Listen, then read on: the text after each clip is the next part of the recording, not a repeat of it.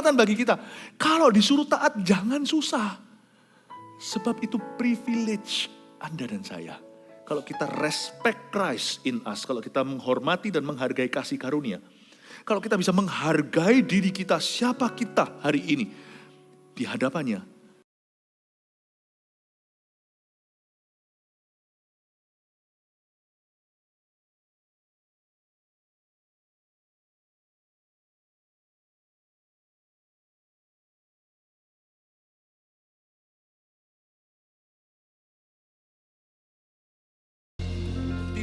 Saya berikan judul sebab tidak ada juara satu yang permanen. Gak ada juara satu yang permanen. Yang ada lebih dari pemenang. Tidak ada yang namanya champion forever karena kita masih belum mati. Mahkota kehidupan, mahkota kebenaran, mahkota kemuliaan ada. Tapi selama kita hidup, kita mesti lari. Kita harus berlomba. Jangan sampai lengah. Siapa punya toko rame, terus tingkatkan servis. Terus pikirkan customer. Kalau itu di dunia bisnis, jangan-jangan nanti orang akan cek toko sebelah. Lebih bagus dari toko Anda. Kita gak boleh males. God doesn't bless the lazy. Tuhan tidak memberkati seorang pemalas. Makanya Tuhan memberikan berkah yang besar untuk semut karena mereka rajin.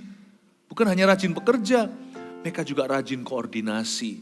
Mereka memakai strategi yang tepat.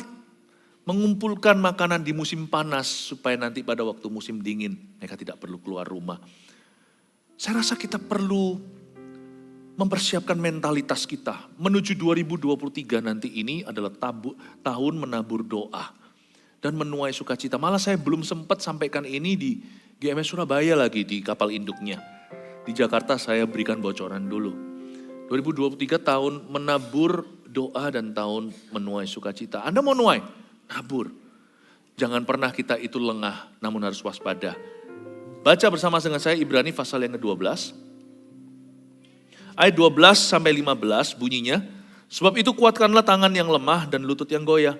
Dan luruskanlah jalan bagi kakimu. Sehingga yang pincang jangan terpelecok tetapi menjadi sembuh.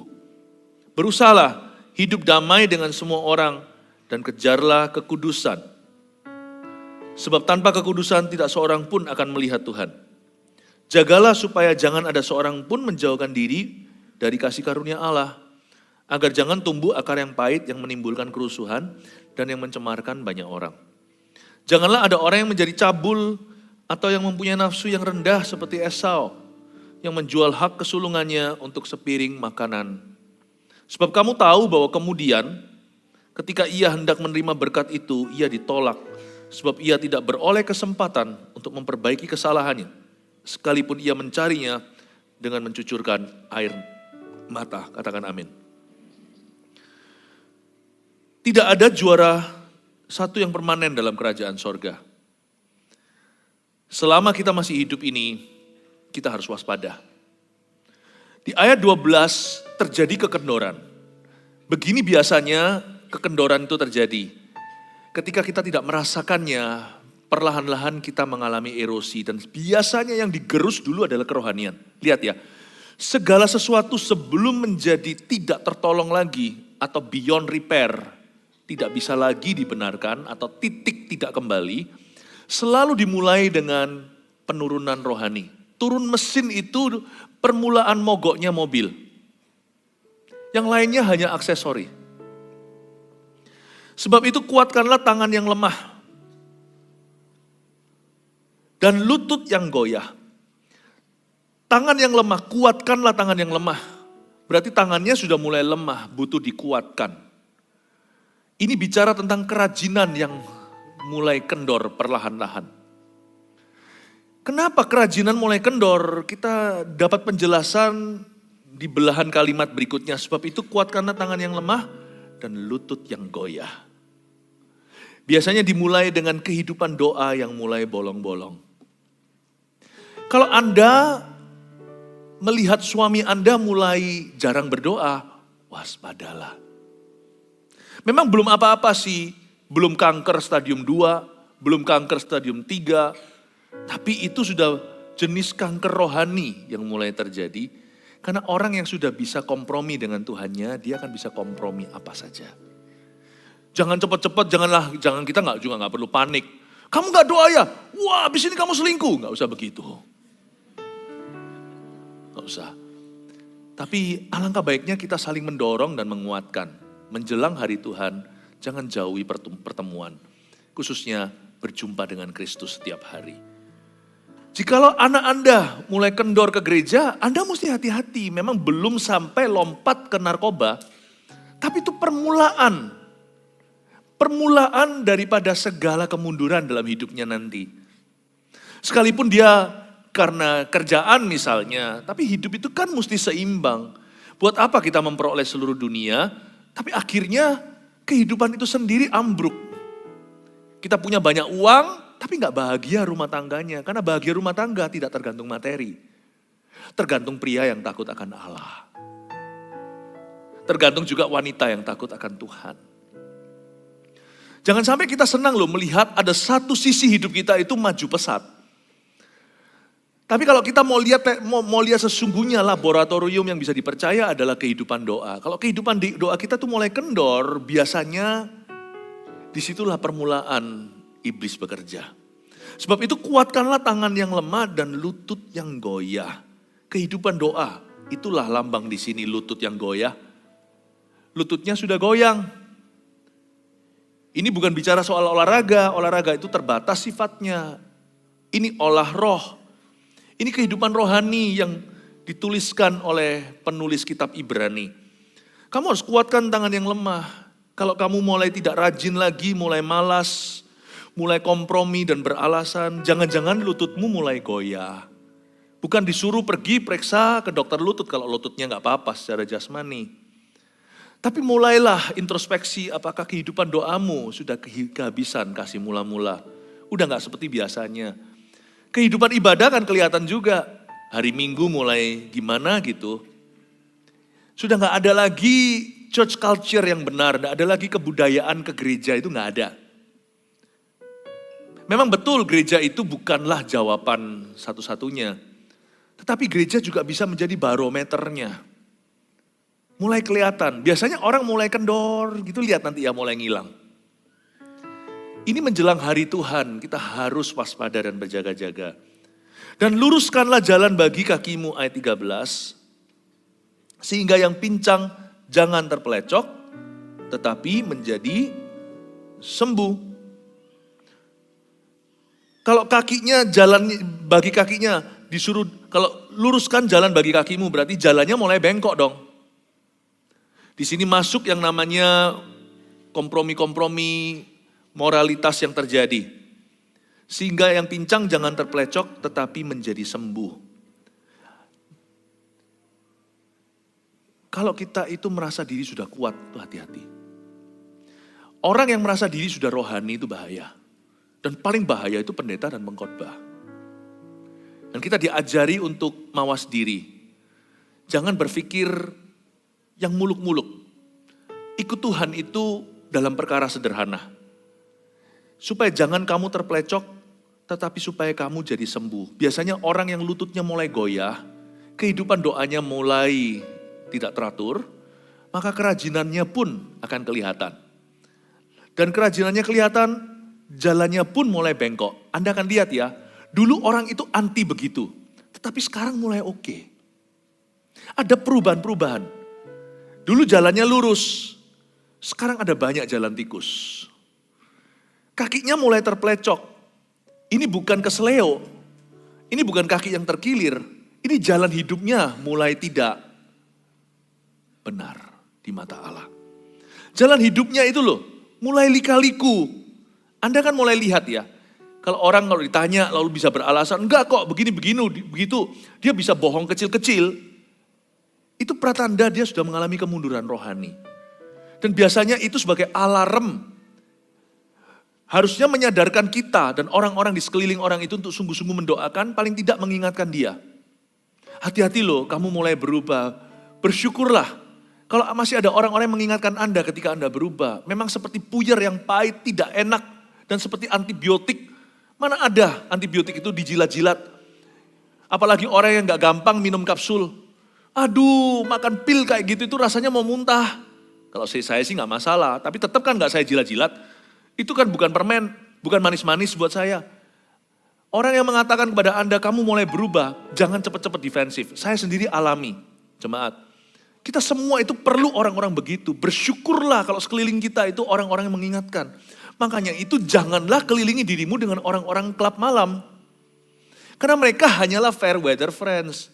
Orang-orang just for having fun. Tapi mereka tidak peduli kalau Anda masuk selokan. They will be your partners in crime, mereka menjadi mitra kejahatan. Tetapi nanti kalau kebenaran, Anda akan difanatik-fanatikan. Fanatik lu, pendeta lu, susah. Makanya itu orang yang mau survive, berhasil dan terus juara satu, orang itu harus pilih gerombolannya. Dia harus pilih kumpulannya. Kebiasaan baik kita itu bisa hancur, runtuh karena pergaulan yang buruk. Gak ada yang namanya juara satu. Mau bijaksana itu juga harus bersama. 5 gadis bijaksana, Tuhan gak bilang 1. 5 gadis yang bodoh. Bodoh pun harus rame-rame. Gak ada orang langsung bodoh itu biasanya dibodohin dulu. Biasanya orang yang jadi korban lalu mengorbankan. Seperti korban pelecehan juga bisa begitu kan. Bapak ibu saudara, kalau kita mau betul-betul berhasil di hidup ini, berjalan di jalan-jalan kemenangan Kristus yang Kristus janjikan. Kita mau berada di jalan orang benar, bukan di jalan orang fasik. Kita mau berada di jalan moralitas, bukan jalan amoralitas. Dan choose your crowd. Bukan pilih-pilih teman berdasarkan status ekonomi ya. Wah, lu kira lu siapa? Ah ya. Ada yang ketawa. Anak kecil aja tahu itu salah. Itu anak-anak yang ketawa. Makanya anak kecil yang gak punya kerajaan sorga, dia tahu hati Bapa. Diketawain sama Tuhan. Orang yang bilang, lu kok mau bergaul sama saya? Gak nge-level lu. Tuhan bisa bilang gitu juga sama kita. Lu juga gak nge-level sama saya. Gak bisa begitu. Pilih-pilih bukan berdasarkan status ekonomi dan sebagainya. Bukan. Pilih-pilih berdasarkan iman. Bergaulah dengan saudara seiman. Saudara seiman pun banyak yang gadungan. Berdasarkan values. Nilai-nilai firman. Supaya kita itu tidak berada di jalan orang fasik, jalan orang berdosa, duduk bersama dengan pencemooh. Lalu bagaimana? Berarti kan kita di luar sana hanya cari teman Kristen dong, supplier Kristen dong, customer Kristen dong. Enggak. Kalau secara profesional Anda bisa bekerja di tengah-tengah masyarakat yang aneka ragam. Tetapi saya bicara soal orang-orang yang Anda bisa confide in dalam bahasa Inggrisnya, orang-orang yang Anda bisa taruh percaya. Orang-orang yang terhadap mereka Anda membuat dirimu rawan. Paham maksud saya? Itu tidak boleh sembarangan. 5 gadis bijaksana, 5 gadis bodoh. Gak bisa sendirian. Jalan bagimu itu mulai terpelecok. Harus ada orang-orang yang mengingatkan. Alangkah baiknya suami dan istri juga saling mengingatkan di hari-hari ke depan. Karena 2023 memang tahun yang tangguh. Tetapi saya yakin kalau kita bersama Tuhan dan kita bersama dengan orang-orang yang beriman. Tahun depan itu bukan momok bagi kita. 2023 kita akan sanggup berdoa. Kita sanggup melalui segala sesuatu. Segala masalah, segala musuh. Pasti ada jalan solusi dan ada kemenangannya. Saya percaya tahun 2023 menjadi tahun kemenangan yang luar biasa. Kita akan menuai sukacita nanti pada akhirnya. But don't do it alone. Jangan lakukan sendirian. You cannot survive alone. I cannot survive alone. Saya nggak bisa survive sendiri. Saya aja nggak bisa kok. Apalagi Anda secara rohani. Suami istri kalau bisa menjadi Priscilla dan Aquila. Siapa itu? Itu keluarga kerajaan Inggris kah? Bukan. Priscilla Aquila itu sesama pelayan Tuhan. Suami istri saling melengkapi. Mereka timnya Paulus. Mereka itu businessman. Jual tenda. Bukan tenda pramuka. Mereka itu jual tenda itu berarti mereka hari ini seperti real estate gitu loh. Di tanah Arabia. Tenda itu rumah. Mereka ini orang-orang yang ada kerja di sekuler. Tapi mereka itu saling melengkapi, suami istri itu cinta Tuhan. Mereka sendiri gak sendirian, mereka diapit. Mereka itu dihimpit dengan orang-orang yang takut akan Tuhan. Kalau kita baca Roma 16 kan bagus ya, siapa adalah siapa. Ada Trifena, ada Trifosa, ada Yunias. Itu semua itu orang-orang ya, itu gerejanya Paulus. Saudara seiman, tentunya mereka punya relasi-relasi kerja dengan orang-orang dunia. Buktinya Priscilla Aquila itu dikenal sebagai penginjil yang tangguh di gereja mula-mula. Mereka tidak berkhotbah, mereka itu saksi Yesus yang luar biasa di marketplace. Tapi mereka gak sendirian. Dan Priscilla Aquila saling mengingatkan, jangan seperti Anania Safira, salah bersama-sama. Suami istri paling parah kalau partner in crime. Kalau yang satu, yang suaminya lagi malas berdoa, istrinya yang ingatkan, tapi istrinya jangan bolong doa. Kalau suaminya jarang berdoa, istri harus lebih berdoa. Sebaliknya juga sama, malulah yang laki-laki kalau gak berdoa, wong kita adalah imam dalam keluarga.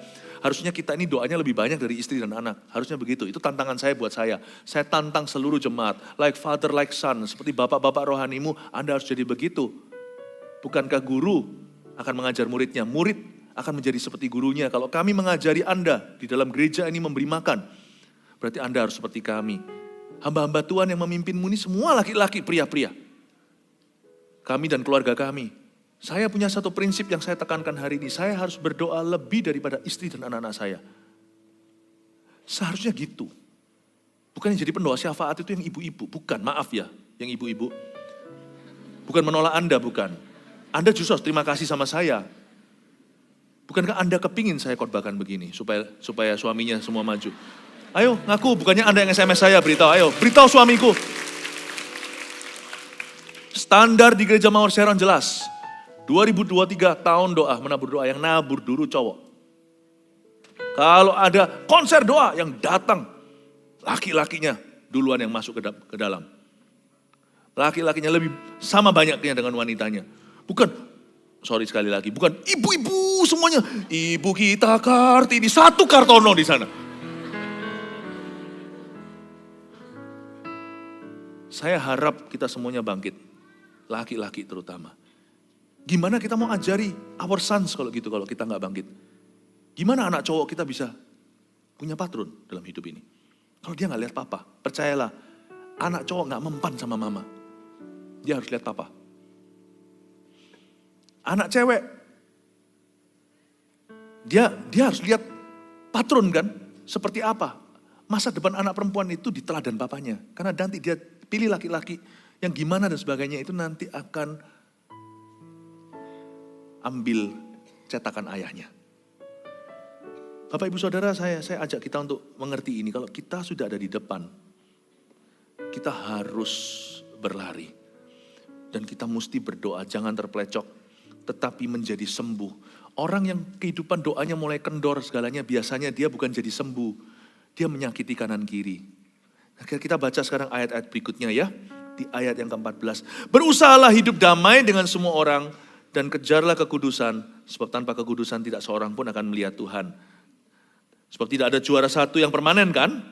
Makanya itu ayat 14 di situ terbuka bidang usaha. Terbuka lowongan. Bahwa tugas kita di bawah kolong langit ini hanyalah terus berusaha. Justru kalau kita ini fine-fine saja, how are you, I'm fine, thank you. Kalau kita sungguh-sungguh baik-baik saja di dalam Tuhan, jangan lengah. Jangan tunggu sakit. Karena prevention is better than cure. Mencegah lebih baik daripada mengobati. Berusahalah hidup damai dengan semua orang. Jangan tunggu kepahitan. Kalau sampai orang Kristen perlu didoakan kelepasan, berarti orang itu sudah buka celah yang luar biasa. Sebab kita ini yang sudah kenal Tuhan lebih dari 1 tahun, harusnya enggak bisa kepahitan. Harusnya enggak bisa kecewa sama Tuhan. Harusnya kita enggak bermental korban. Meskipun sampai sekarang, saya pun tetap minta kepada orang lain, tolong doakan ya. Paulus dalam suratnya berkata, doakan kami supaya kami dibebaskan dari binatang buas. Ini Paulus tidak berkata binatang beneran, tetapi bicara tentang roh-roh jahat. Paulus tetap berkata seperti ini, doakan aku supaya ketika aku membuka mulutku rahasia kerajaan sorga disingkapkan sebagaimana semestinya. Paulus saja di level itu minta didoakan. Tapi kan enggak bermentalitas korban. Kalau sampai kita kenal Yesus lebih dari 1 tahun, tapi kita masih terus bermental korban. Doakan aku ya, lepaskan aku dan sebagainya. Itu salah program. Makanya itu kita menantang diri sendiri sebagai gereja Mawar Sharon. Jemaat yang ikut kita 1 tahun, kecuali kalau kita ajak gak mau, masa kita paksa. Tetapi kalau bersama dengan kita 1 tahun, Anda tidak mulai dewasa rohani bisa melayani. Gagalnya di kami, programmernya. Lebih dari 1 tahun kalau Anda masih menyusu, itu kesalahan gereja. Kecuali kalau gereja minta Anda tidak mau, nah itu bukan salah gereja lagi. Karena nggak mungkin kan kita paksa. Tapi dari sisi gereja, tidak akan izinkan. Berusahalah hidup damai dengan semua orang. Tapi ada kata berusaha, coba katakan berusaha. Berusaha itu adalah bagian kecil kita. Karena tahu nggak ya, kerajaan sorga itu semua sudah dibeli dengan darah. Coba pikirkan, semua dalam hidup kita itu, semua itu cuma-cuma dan kasih karunia. Cuma disisai satu aja saham kosong, yaitu kita berusaha taat. Coba bayangkan. Misalkan kalau Anda mau turut rasa memiliki beli sepeda, tapi papanya konglomerat. Tapi seorang self-respecting people, orang yang bisa menghargai diri sendiri, saya pernah sekali waktu itu di Hong Kong. Saya lihat ada satu pengemis, dia bukan pengemis lah, pemulung, tapi ya pemulung apa ya definisinya. Dia bukan orang minta-minta. Bajunya sih compang-camping. Tapi saya nggak menyadari, salah saya kira dia itu seorang beggar. Dia ambili kaleng-kaleng dari sampah. Dia orang yang sudah agak tua, seorang laki-laki, sampah. Tapi dia nggak ngambil sampah obrak-abrik, dia rapikan lagi, itu membuat saya mengaguminya. Saya diam-diam observasi dia, saya lagi makan nih. Makanya membuat saya sebenarnya lebih nggak tega untuk teruskan makanan. Saya dan istri saya perhatikan, dia ambilin itu kaleng-kaleng, masukin, dirapiin gitu. Lalu saya ambil makanan yang ada satu yang saya belum makan, jadi jangan kasih makanan sisa. Bungkusin, saya kasih ke dia. Sebelumnya saya bungkusin, saya kasih dia uang dulu. Saya ngambil berapa gitu duit, saya keluar, saya berkata, excuse me gitu, saya kasih dia gitu. Dia bilang, hah? Gak mau loh. Gak mau. Dia bilang, enggak. Dia ngomong apa saya gak ngerti. Kong tong wah, ngom sik ting. Lalu dia ngomong sesuatu gitu, dia gak marah sama saya, cuma dia nolak dengan sopan, no, thank you. Wow, saya kagum. Tapi tiba-tiba Roh Kudus gerakkan, kasih dia makanan. Kasih dia makanan ini aja, ini masih baru kok, saya ngomong sama pakai Mandarin, ini masih baru, kita belum makan. Berkenankah? Dia bilang, oh terima kasih. Wow, ternyata dia bukan pengemis. Dia itu kerja, memang dia gak punya kerjaan, tapi dia berusaha. Dia obrak-abrik sampah, ambil kaleng, ambil botol, apa segalanya bisa di-recycle, masih ada value-nya. Dijual sama dia untuk uang kecil memang. Tapi waktu saya kasih dia belas kasihan nih, dia tersinggung. Dia berkata, gak usah, aku bukan pengemis. Wow. Any self-respecting person. Setiap orang yang bisa menghargai dirinya, jangan lagi bicara soal menghargai kasih karunia Allah yang sudah dititipkan ke Anda. Anda dan saya diberi cuma-cuma. Kasih karunia itu loh diberikan kepadamu begitu saja. Orang seperti itu akan ngotot mau berusaha. Dia gak akan mau terima murahan. Dia gak mau dibelas kasihani. Dia sudah terima kasih Tuhan kok perlu belas kasihan. Gak perlu. Berusahalah. Kata berusaha ini powerful sekali. Karena kamu adalah anak-anak Allah. Karena bagianmu ya cuman itu tok, cuman itu saja. Itu doang. Coba bayangkan kalau saya adalah anak konglomerat. Apa-apa papa saya kasih. Dari sejak lahir saya sudah langsung minum pakai dot emas. Lalu teman-teman saya, mungkin misalkan saya lagi bergaul dengan orang kampung, dia berkata, enak kamu semuanya udah disediakan, gini. Akhirnya saya introspeksi, iya ya. Aku ini waktu tanya sama ayah saya berkata, apa aku mau sekolah mana? Terserah kamu lah, sekolah gak masalah. Nanti kan gak usah. Loh, pas sekolah itu saya mau timba ilmu. Gak usah lah, papamu punya segalanya. Kamu tinggal datang jadi bos, lanjutkan. Saya kalau digitukan, saya gak akan mau. Saya punya sifat sama dengan pemulung itu. No, aku harus sekolah. Biarpun kalau papa saya adalah orang terkaya di Indonesia, saya harus sekolah. Dan kalau saya nanti suatu hari jadi bos sungguh menggantikan papa saya, memang betul kasih karunia. Mana ada si pegawai yang pinter akhirnya gantikan papanya. Itu semua kasih karunia. Terus terang kita ini difuri sama Tuhan. Gak mungkin Anda bisa usaha sehebat itu lewat usaha Anda. Karena Anda berusaha maksimal. Anda tiba-tiba jadi putra mahkota itu gak ada. Itu ide gila. Gak bisa tuh. Kalau Anda bisa jadi putra mahkota, itu pasti kasih karunia. Itu KKN natural atau alamiah, itu karena keturunannya. Tapi gara-gara saya keturunannya, saya dikasih semua cuma-cuma. Makan pun sudah disuapin sendok emas tadi.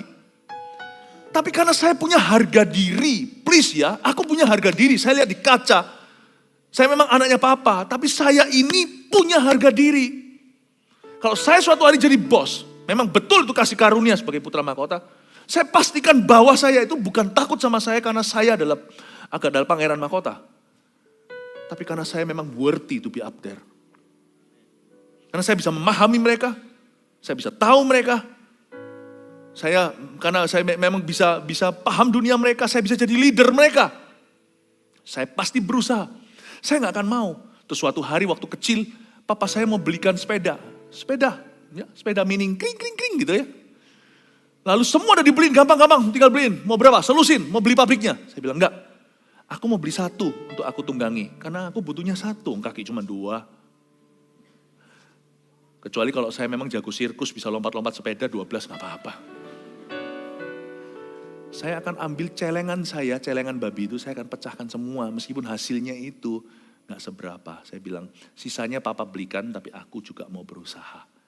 Papanya kalau terima, saya akan bangga, saya akan thank you. Mana ada sih anak orang kaya kayak gitu? Ada. Anak orang kaya di atas semua orang kaya. Orang Kristen namanya anak raja.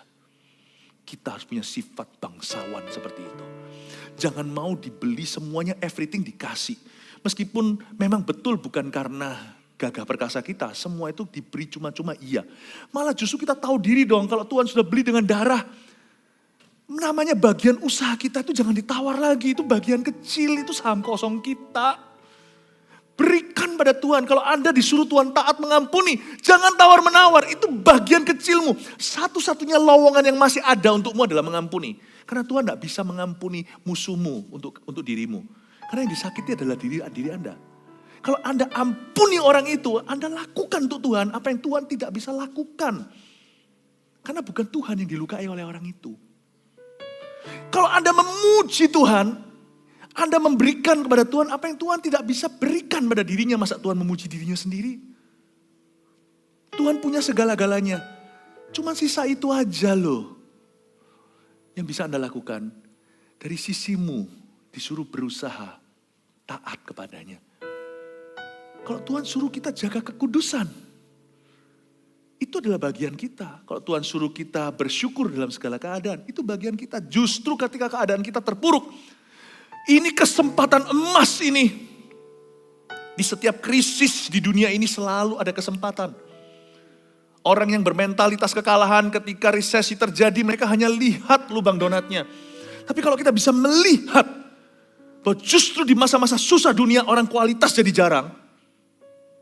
Kalau kita bisa lihat bahwa keadaan kita yang menerpa kita ini membuat semua orang lain, semua tunggang langgang, semuanya tumbang.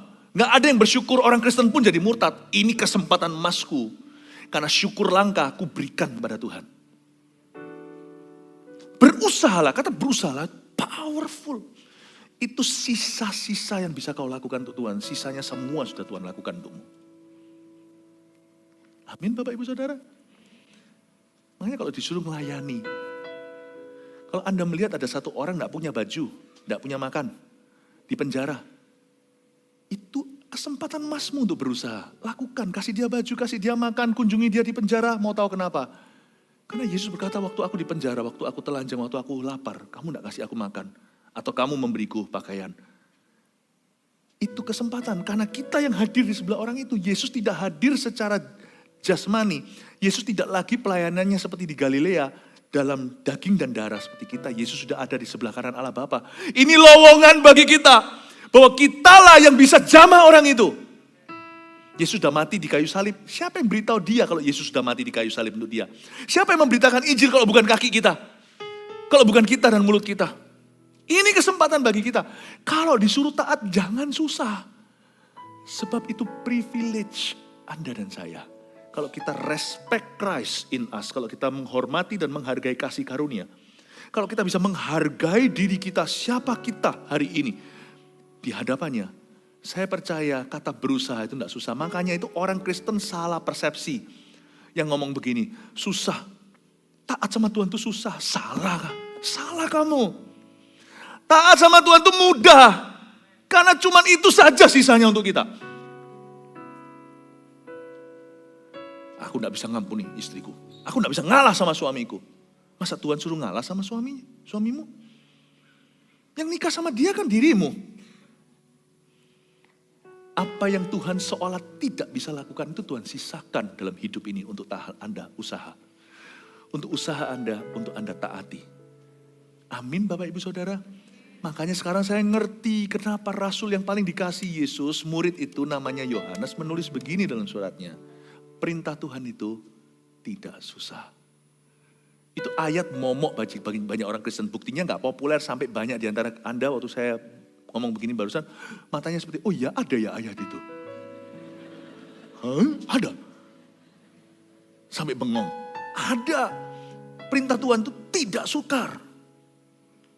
Oh sekarang saya ngerti. Kalau kalau paradigma kita berubah, ternyata Tuhan itu sudah belikan segalanya.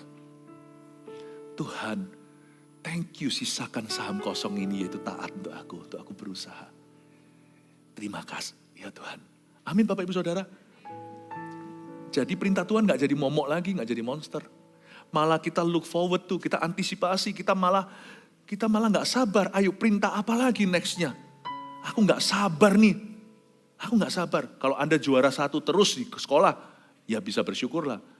Tapi sekali-kali kalau memang terpaksa juara 2, Anda marah-marah ninggalkan Tuhan. Kok begini, kok begitu. Kadang-kadang kita perlu ya, aku gak sabar lain kali kalah supaya aku tunjukkan bagaimana aku bisa bersyukur dalam segala keadaan. Gak tentu we will always have our way. Gak tentu kita harus selalu dapat, kita selalu dengan cara kita.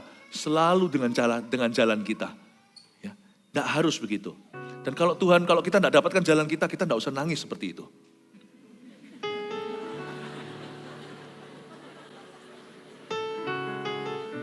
Bisa gak kita tunjukkan berbeda? Waktu kita semua gak terjadi sesuai dengan keinginanku. Bisa gak kita instead bukan menangis, mengeluh. Kita berkata thank you Tuhan.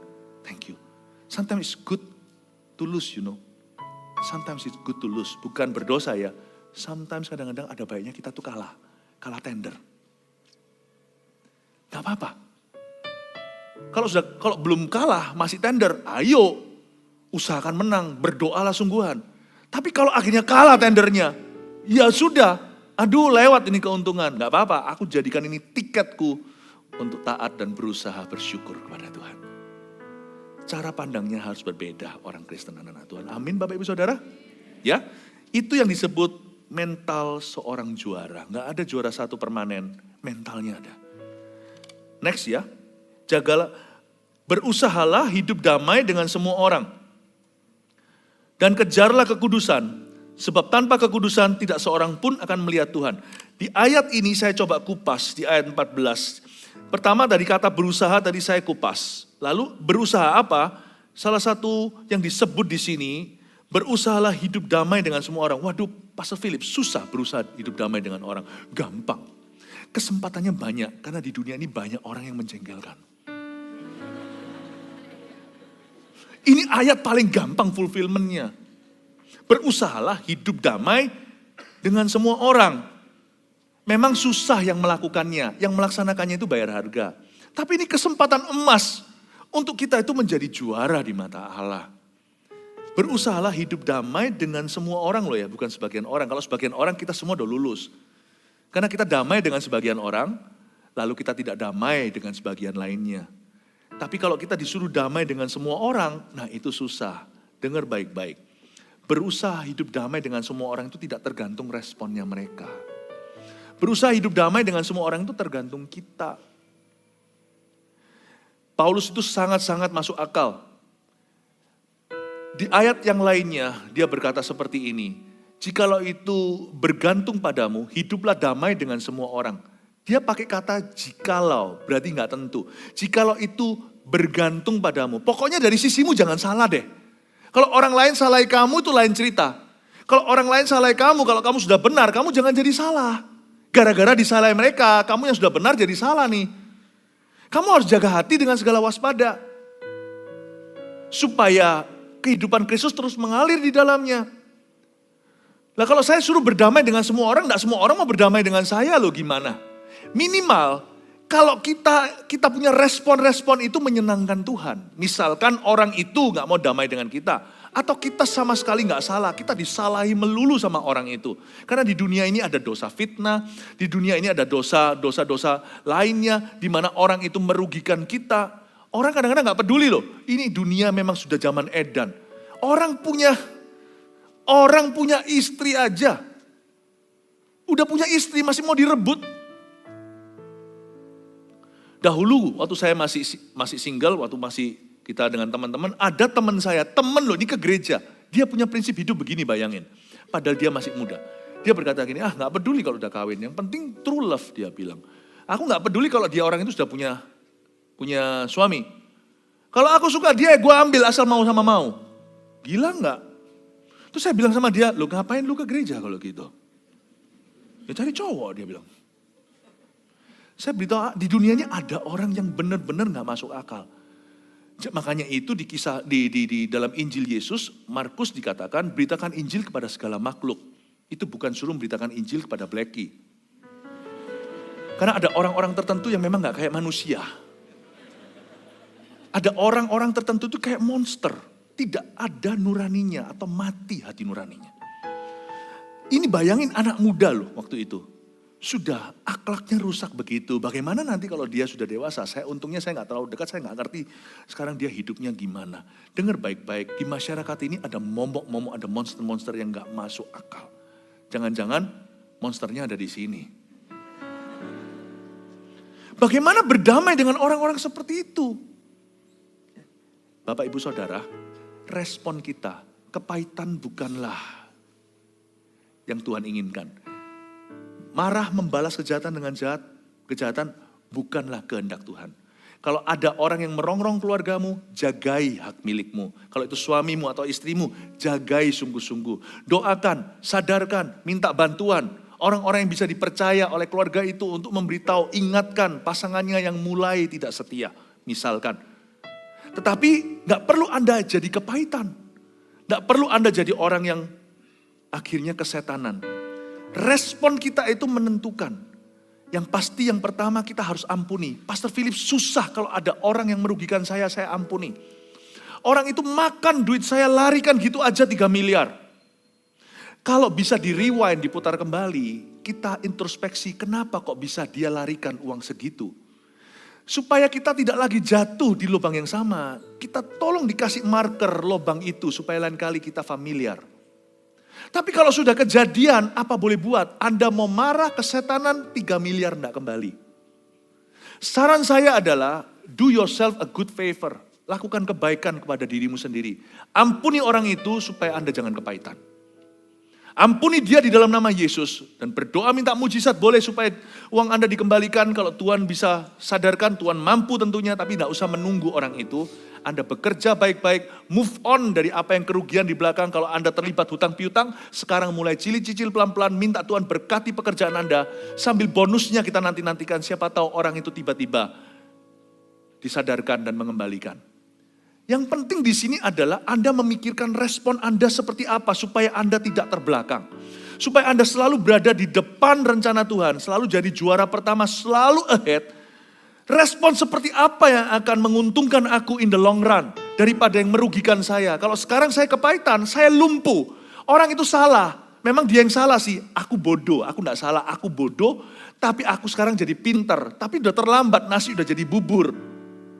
Tapi orang itu salah, nggak apa-apa. Orang itu salah, ya apa boleh buat. Saya nggak bisa putar lagi clock kan, nggak bisa putar lagi jam, nggak bisa lagi saya kembali ke belakang, nggak bisa di rewind lagi. Maka saya akan memutuskan, saya akan mengambil keputusan-keputusan yang memajukan iman saya. Sakit memang, tapi saya mau maju dengan menabur dan mencucur air mata. Saya akan ampuni dia, saya akan move on, saya akan konsentrasi kerja. Sekarang justru saya harus 2 kali lipat fokus ke pekerjaan saya. Karena bukan untuk meraup keuntungan, tapi harus menutup hutang.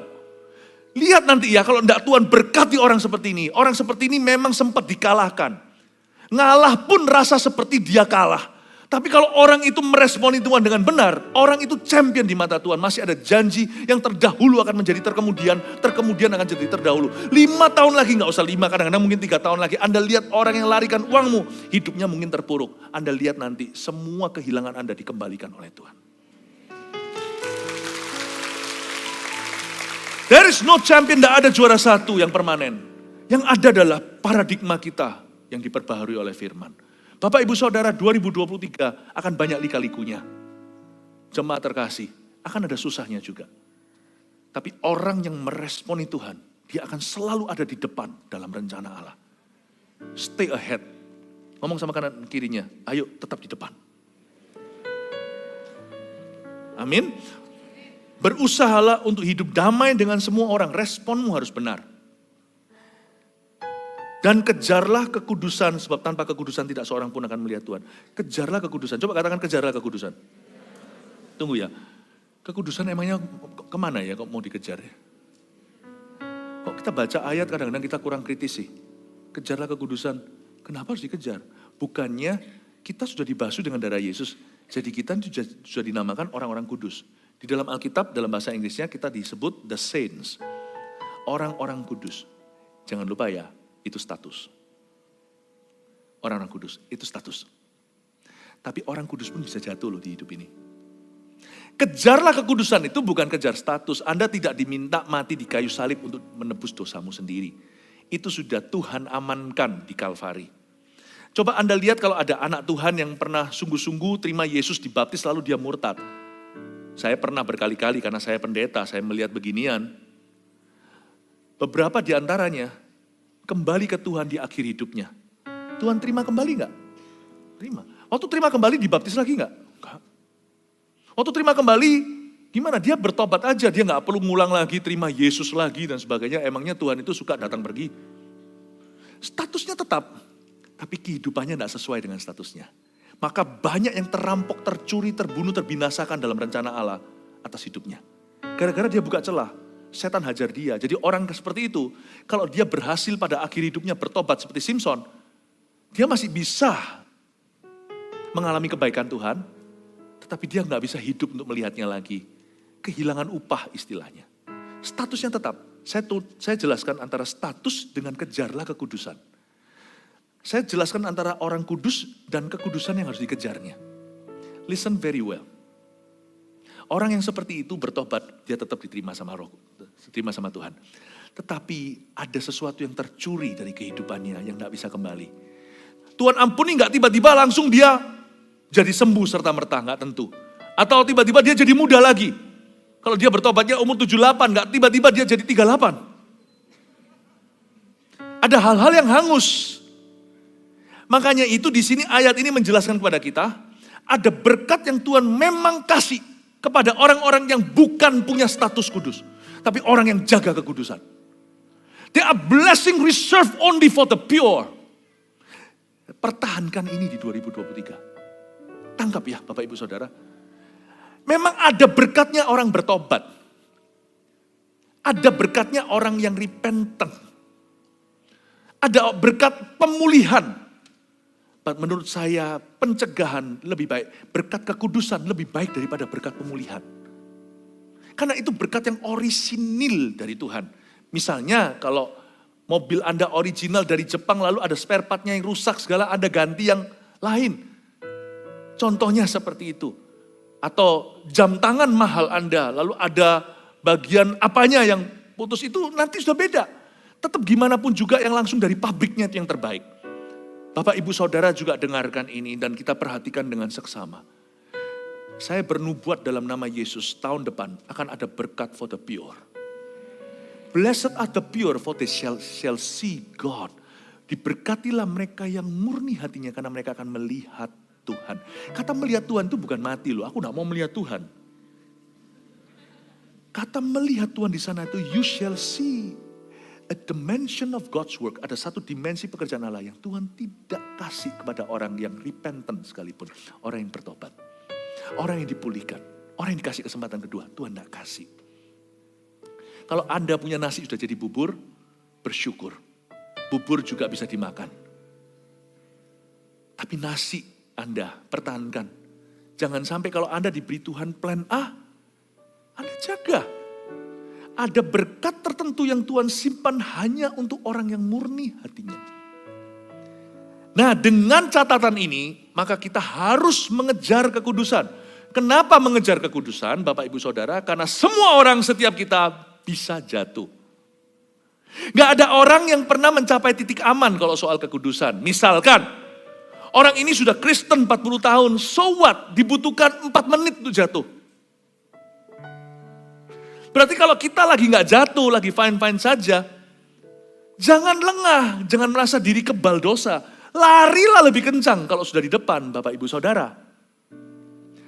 Gak peduli kalau apa yang sudah Anda capai, misalnya Anda punya mileage sudah tinggi sekali dalam ministry. Gak tentu pendeta sih.